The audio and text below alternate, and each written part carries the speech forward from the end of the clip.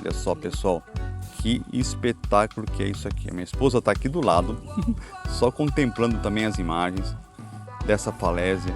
Muita gente vem para cá a pé, tá vendo? Vem passear aqui. Olha só para isso, pessoal. Vamos aqui fazer aqui uma orbitalzinha aqui, ó. Olha que lindo que é isso aqui, ó. Eu acho meio arriscado, dá até para ver por que eu acho arriscado. Dá uma olhada para esse monte de pedra no chão. Ou seja, isso, vez ou outra, deve desmoronar, né, galera? Natural.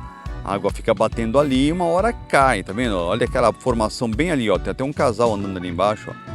Eles estão, certeza, andando afastado por questão de segurança e tudo. Mas olha, essa aqui caiu lá de cima, pessoal. Caiu dali, ó. Certeza.